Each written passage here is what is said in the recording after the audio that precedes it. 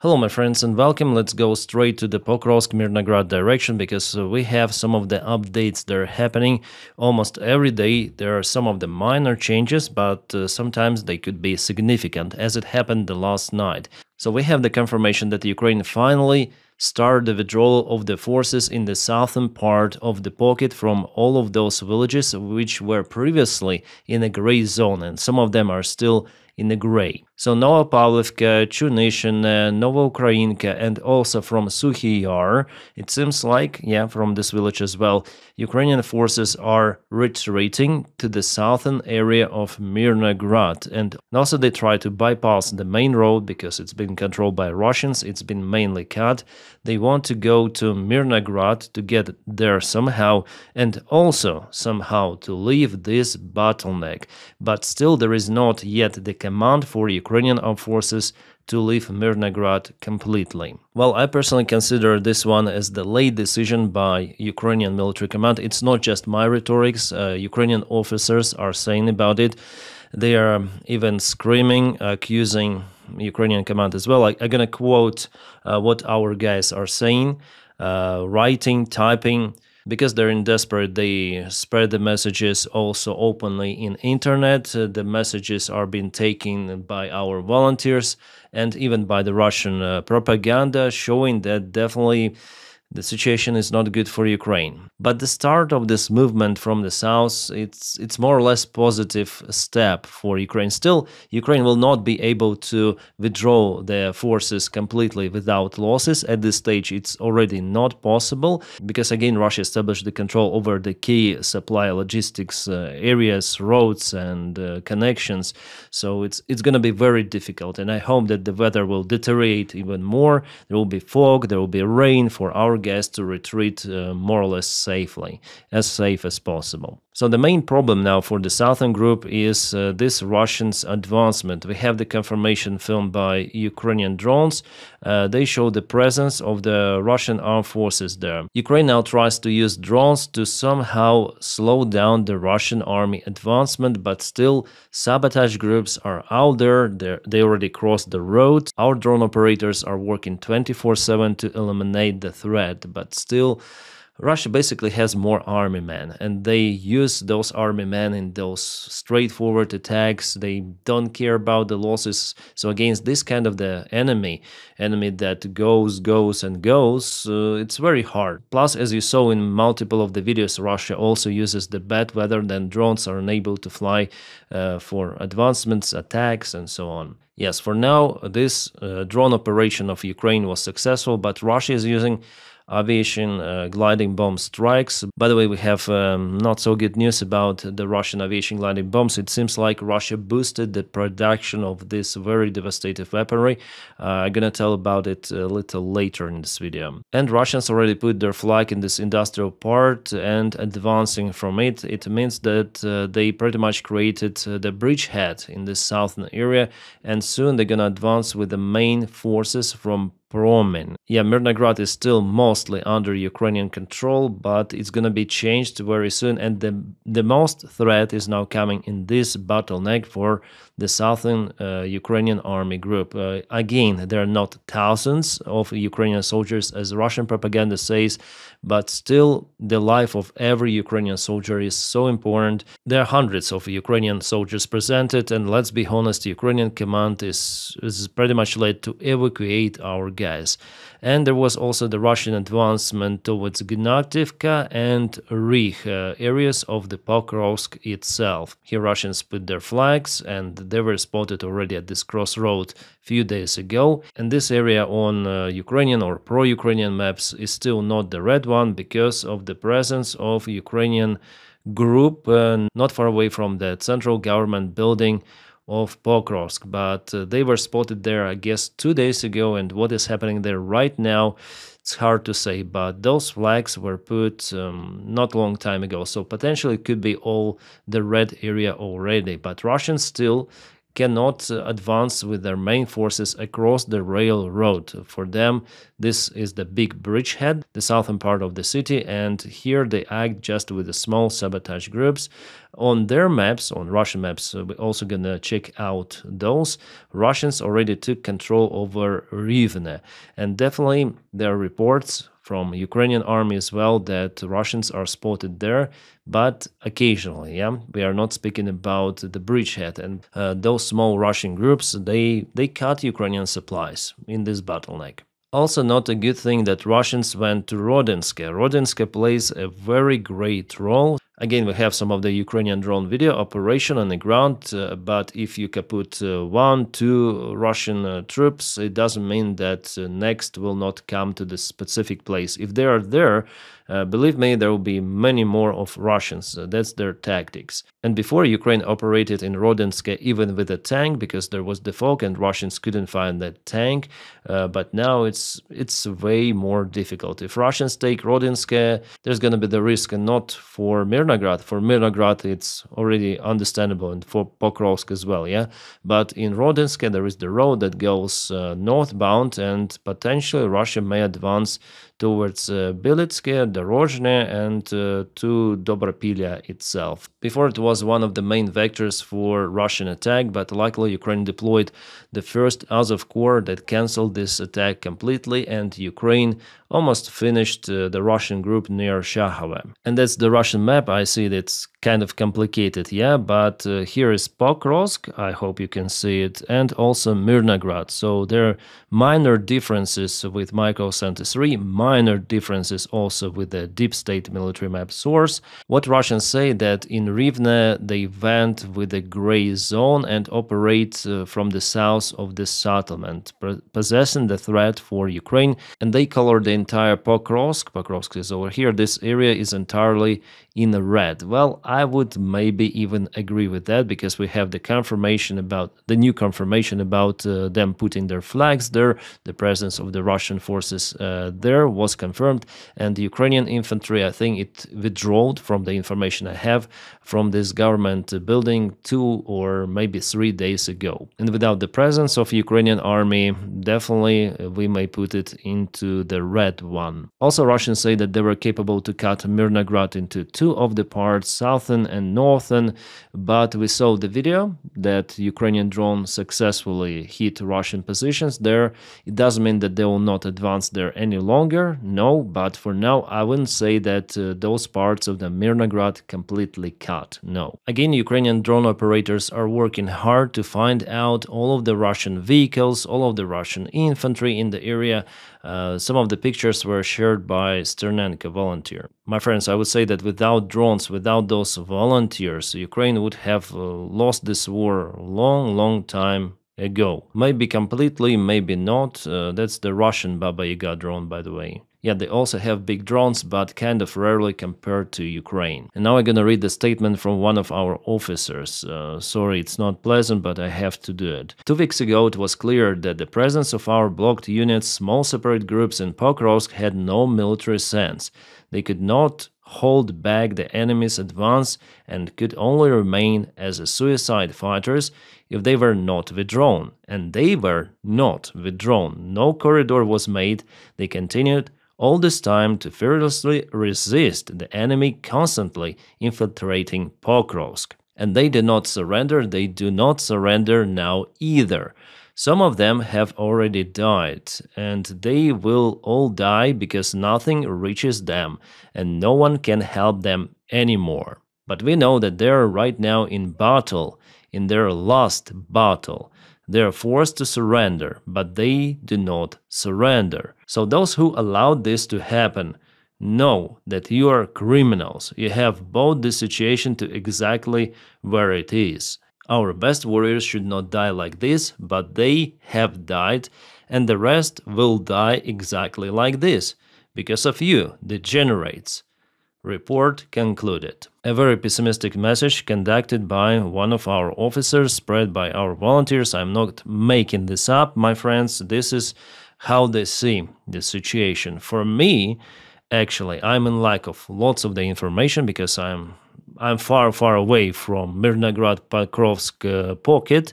Maybe they know more. And what I read, I share with you. That's the view on the current point. Judging on the map, like let's open the map, well, still there is some sort of the way out, right? Those gray zones. Even the Russians are saying that there are some of the gray zones. So maybe if definitely the weather is bad, our guys could potentially get out. But if they write like this, it's really not just concerning, it's catastrophe for Ukrainian group in Myrnograd, Pokrovsk, in this southern area. So we'll see where it leads. But of course, Syrskyi is very late with his decision, and it's already turning to the second Avdiivka, as I told in one of my recent videos, where Ukrainians actually here surrendered to Russians and Russians just unalived them.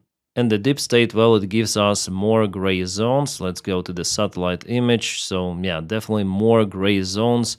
In different maps, we can see all of this in red. Here, everything of that in gray. Well, I would agree that this northern area behind this railway, it is gray indeed. But here, I think it's already red one. Judging on multiple of the confirmations, videos coming from the front lines and other analytics saying that at least this part is red, I believe in that. Well, actually, Ukraine tried to cut Russian group in Krasny Liman. There was an attempt to do so from Sukhetska village like that, but this Russian group is bigger, way bigger than Ukrainian counterattack forces. That's why this vector so far it's not that successful, or not successful at all, it's better to say. And we know that Russians even went to Rodinsk now, so I would color this one into the gray area at least.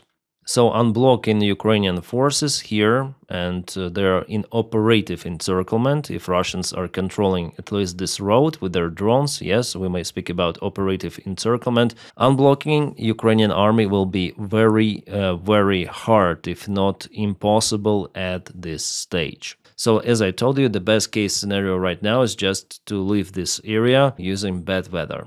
Yes, Ukrainian military command waited till this point. That it's very, very bad. Yeah, guys, I'm sorry for delivering you those bad news. I'm not interested actually in delivering those bad news. If I was like a standard YouTuber, I would say, hooray, we are winning. No, doesn't matter. Our guys are holding. Yay, fight, fight, fight, or something like that. And I would have many more views, you know, encouraging, yeah, yeah. But no, my duty here is to say the real information on the ground, judging on the videos, judging on reports coming from our guys, and the reports are not good, as you understood already, yeah, in Myrnograd. So of course it doesn't add motivation to any of us, and also including Ukrainian soldiers and Ukrainian society in general. Ukrainian society was shocked recently by huge corruption scandal. Not huge, but outstandingly great, the greatest since the start of Ukraine as the country. That's definitely the biggest one. None of that was before. And I heard some of the voices saying that in Ukraine people may speak everything about corruption, everything about president or something. Actually, in Ukraine it was always possible to speak like that freely, under any sort of the president, including Yanukovych. People were blaming Yanukovych for everything, calling the stuff against Yanukovych, but at the same time there was huge corruption, yeah, in Ukraine. Maybe even worse than is happening right now, but not too much worse, I would say. Yeah, probably I'm gonna record one more video just for you to understand, yeah, the feeling of Ukrainian society. So not just the enemy is attacking Ukrainian army out there on the front lines, but there are also stupid actions from Ukrainian military command that waited so much for Ukrainian troops to be, I would say, encircled. And also government itself, including friends of president, they messed up completely with energy infrastructure. By the time there's no electricity and strikes all across Ukraine. So it's actually like huge demotivation factor, which is not bringing Ukraine on the path to withstand Russian attacks on the front lines. Because the main thing is actually what is happening on the ground. As for me, that's why I'm reviewing those maps, because they may influence everything. And this breakthrough of Russian army, then they bypass Ukrainian defense in Zaporizhia. And do we have the update from that point right now? Yeah, again, every day you see Russia moves, and Danilivka is confirmed to be, well, the presence of the Russian soldiers is confirmed to be spotted in Danilivka village by multiple of the sources, including a Ukrainian deep state military map source. It means that Russians here, they bypassed the main defense line already without any fight or with minor fights, which is not good. So the next big settlement after Myrnograd Pokrovsk could be even not Kupiansk, no, Hulai Pole, because Russia concentrated lots of the forces. They're already creating this pocket. And after Gulai Pole, there is the freeway basically to Zaporizhia, as I mentioned to you before. This is the key settlement. Well, there are actually two of the key settlements. One is Pokrovske and the other one is Hulai Pole. Well, if Pokrovske, Russians may leave and continue movement because this bridge is already cut. And from the logistics perspective for Ukraine, it will be very hard to send forces across this river for backup or to strike Russian forces, which could potentially advance further.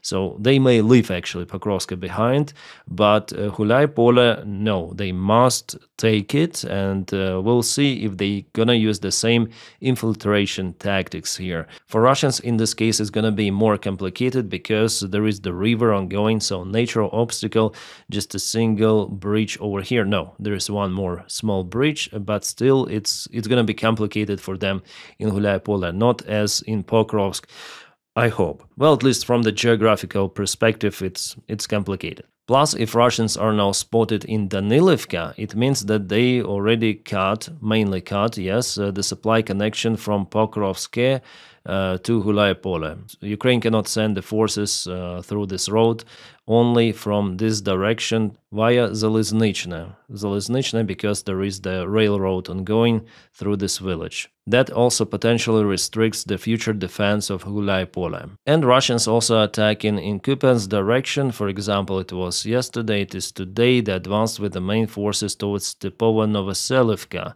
Kupiansk direction, but for now in Kupiansk, Russians slowed down. There were no any movements for the last couple of weeks, I guess. So I didn't see those. Well, maybe we should check, like couple of weeks. Yeah, just here it was the advancement, and in Kupiansk itself there was nothing. It tells that Russians may use their forces in multiple directions, but not significant forces. Now they mainly concentrated in Pokrovsk, Myrnograd, and also in Zaporizhia and Dnipropetrovsk directions. And we also have the fresh news from the Russian group Vostok. They show that they entered Oristopol village. It is, I guess, Dnipropetrovsk region. I'm gonna check it out on the map. Yeah, it's on the way to Pokrovsk. They were spotted, definitely out there, not far away from Velika Mikhailivka village as well.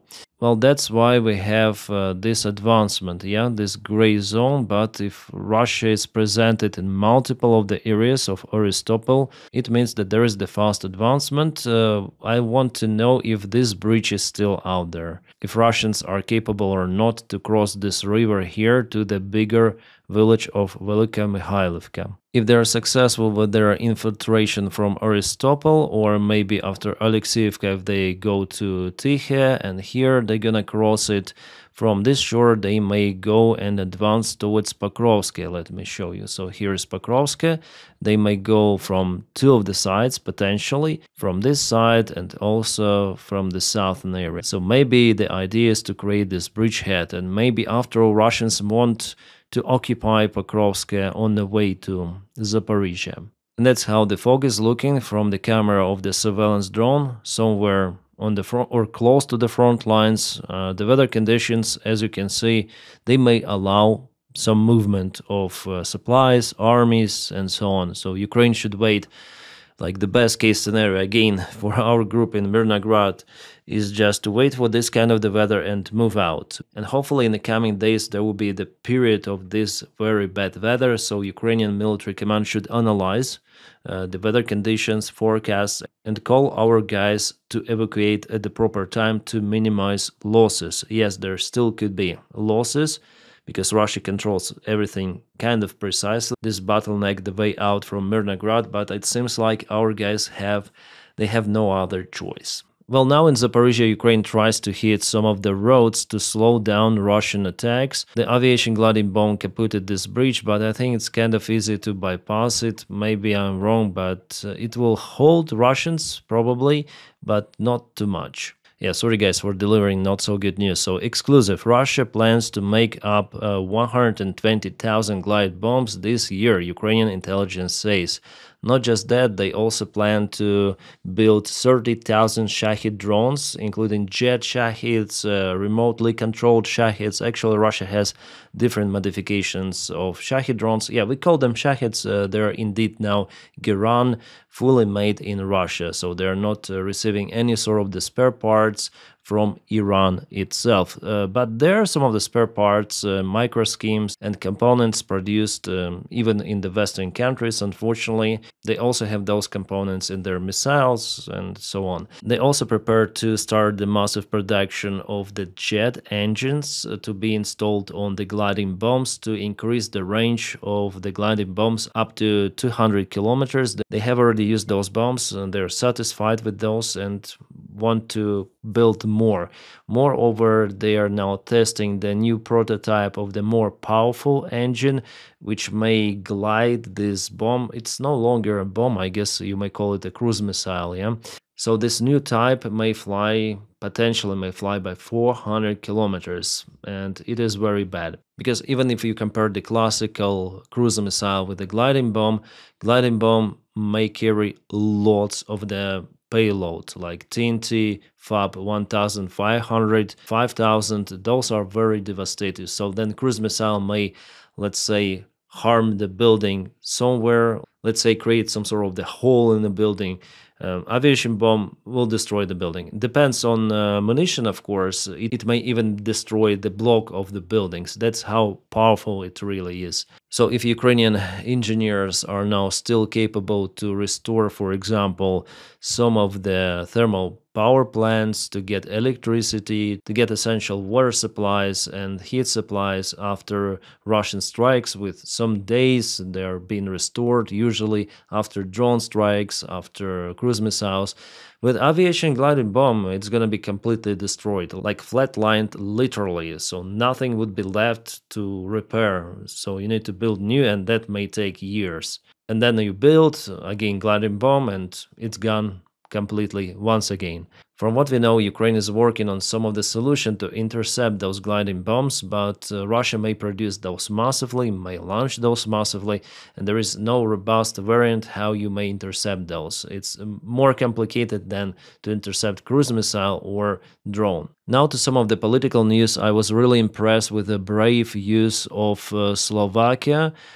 So Fico decided to visit some of the school where he was confronted by young generation who were waving Ukrainian flag later on, and they decided to leave. Well, Fico said that it's useless to support Ukraine, that Ukraine should be like abandoned or something.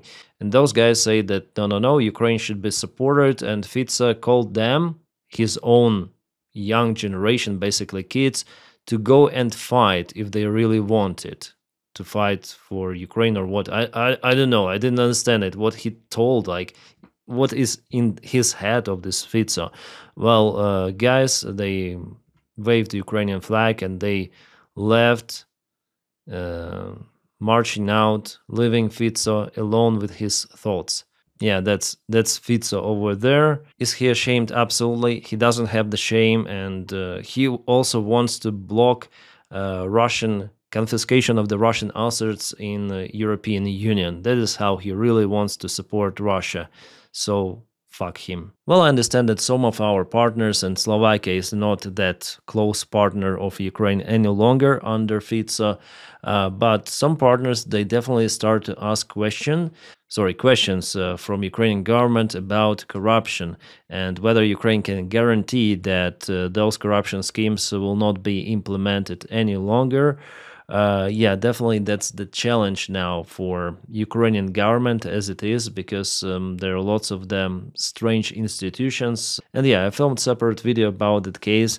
Well, luckily we have some of the good news, because this guy, Chernyshov, who was one of the top corrupt officials, he already got his suspicion officially, and NABU went to court and they asked to arrest the guy and detain him. Well, we'll see. Maybe tomorrow he will be detained. Why is it important? Because it's the close circle of the president of Ukraine, and for us, as for average Ukrainians, it doesn't matter whether it's president himself or his friends or some other officials, prime ministers. No one cares who are out there. They should be punished if they're corrupt, right? I think it's logical. And whatever name is uncovered by NABU is the independent anti-corruption institution. Thankfully, even then we have this sort of the leadership from Zelensky. He has a majority in parliament, his party. He's controlling all of the power in Ukraine. Still, we have those independent institutions as NABU and the Independent Anti-Corruption Prosecution Office, and they do their job pretty much properly. And for now, they just uncover a part of the tip of the iceberg, 1 maybe 2% of what is out there they have. So I'm sure that we're gonna be, I wouldn't say surprised, because I'm not surprised any longer, but it's going to be interesting who else is involved into not just energy schemes, but also military, because now they announced that they're going to release investigation for military sector of Ukraine. And yeah, I understand it's the huge reputational loss of Ukraine, but it should be done. Otherwise, our guys are dying for literally nothing. There is the chance now with those investigations that the truth will be uncovered, that all of those people involved will be punished. And it doesn't matter even if president is involved in that. No one freaking cares. Corruption should be eliminated forever. That's what Ukraine chose before in 2014, Maidan revolution. Ukrainians are fighting. Our guys are fighting on the front lines, not just against Russia, but for Ukraine not to turn to the second Russia, a smaller version of the Soviet Union. Russia is the bigger version of the Soviet Union. Ukraine is now kind of similar, yeah, if we speak about those corruption and incompetence. So, of course, Ukraine should evolve, and without evolving, Ukraine will just lose. So it's important to speak about those cases. It's important to tell about what was happening.